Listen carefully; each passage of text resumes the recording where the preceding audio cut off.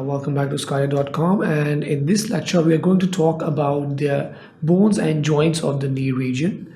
And bones and joints are very important because bones make the basic structural framework on which different structures like muscles and connective tissues attached, and you get the external morphology of that structure. And joints are very important because they allow the movement at different regions, and that's how the movement at the region of the knee occurs because of joints like patellofemoral and tibiofemoral joint. So in this lecture we're going to talk about the long bones in the knee region, also the sesamoid bone, which is the patella, and the joints, which are the patellofemoral and tibiofemoral joints. So let's start off with the knee region. So basic bony landmarks in this knee region is the distal femur, the proximal tibia, the proximal fibula, and the patella or the kneecap. So if you talk about the femur, tibia, and fibula, these are actually the long bones of the knee region. And if you talk about the patella, this is actually a sesamoid bone which is embedded in the tendon of the quadriceps, which inserts through the patella into the tuberosity on the tibia here. And that's how it performs its function. Whereas the joints that are formed in this area are actually the patellofemoral joint, which is formed between the patella as well as the distal part of the femur on the anterior aspect.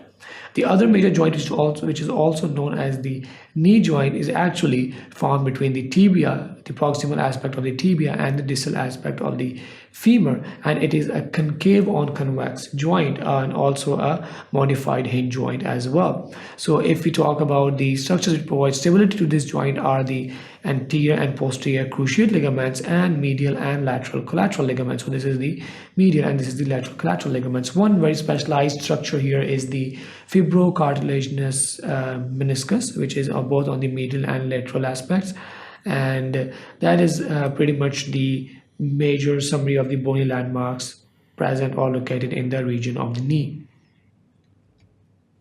Now moving on, let's take a detailed look on the distal aspect of the femur as one of the long bones in the knee region. So here we have the anterior and posterior and the medial and lateral aspect of the knee. So if you look at the anterior aspect of the distal part of the femur, so here we have the lateral condyle, and this here is the medial condyle. So these condyles actually articulate with the tibia. Now here we have the patellar surface, which is also sometimes known as the trochlear surface. Now this is the surface on which the patella glides or slides, and that makes a patellofemoral joint here. And this area, which is the medial and lateral condyle, it actually makes the tibiofemoral joint. Just above the lateral condyle is the lateral epicondyle, and just above the medial condyle is the medial epicondyle. And just above the medial epicondyle is the adductor tubercle, where the adductor magnus or a portion of the adductor magnus have its distal attachment. Now looking on the posterior aspect, we have again the medial condyle, the lateral condyle. Just above the lateral condyle we have the lateral epicondyle, and just above the medial condyle we have the medial epicondyle. Just above the medial epicondyle, as already mentioned, is the adductor tubercle, which serves as an attachment site for the muscle. And then just above the adductor tubercle we have the medial supracondylar line, and similarly a lateral supracondylar line on the lateral aspect. So that's all about the anterior and posterior aspect of the distal part of the femur. Talking about the medial and lateral aspect, so first of all we need to understand the anterior aspect in both of these figures is this figure where we have the trochlear surface. So because trochlear surface or the patellar surface is always on the anterior aspect, and this here is the posterior aspect on the both views. Now talking about the medial view, we have the medial epicondyle here, and this is the medial condyle, and just above the medial epicondyle we have the adductor tubercle. Taking a look on the lateral aspect, so this is the lateral condyle, this is the lateral epicondyle, and just beneath the lateral epicondyle we have a groove for the popliteal tendon, and just anterior to it is the sulcus terminalis, and then the trochlear surface or the patellar surface.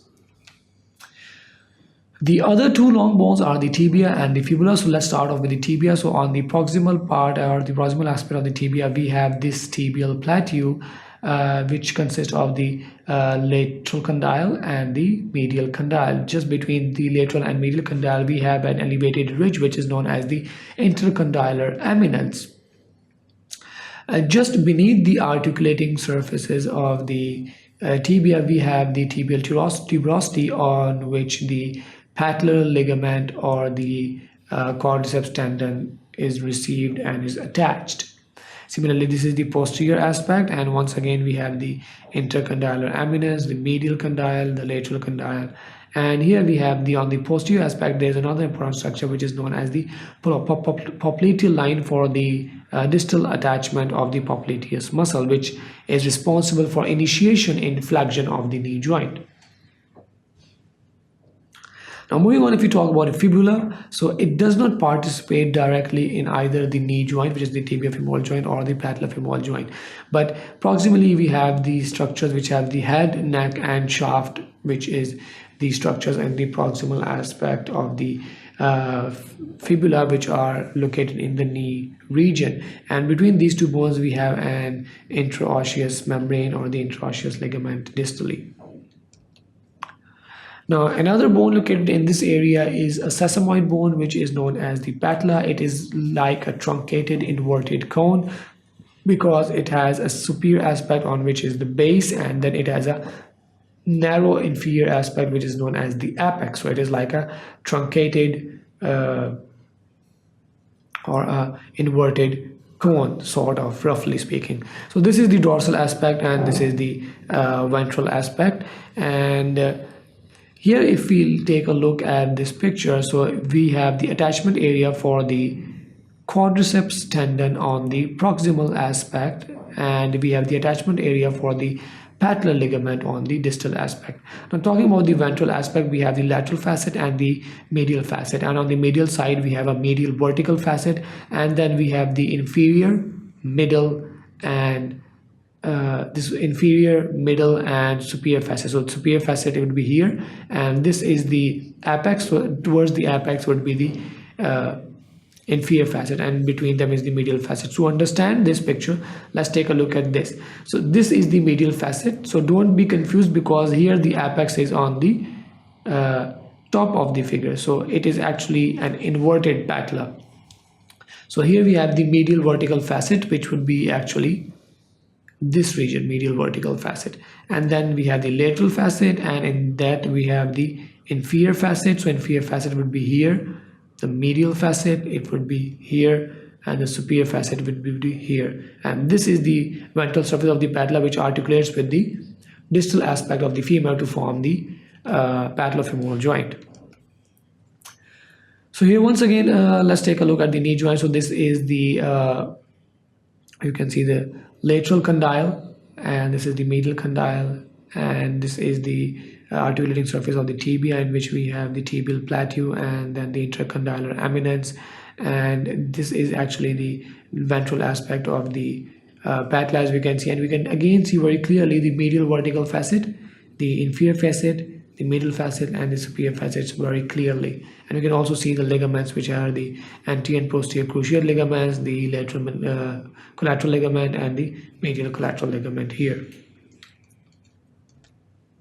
So talking about the patellofemoral joint, it is formed between the anterior distal aspect of the femur as well as the ventral aspect of the patella, and the patella slides up and down on the femoral aspect, and we have the quadriceps tendon which inserts into the patella, and then the patella is attached to the tibial tuberosity via the patellar ligament, and this here is the patellofemoral joint. And patella does not articulate with the tibia, it actually articulates with the anterior aspect of the distal part of the femur.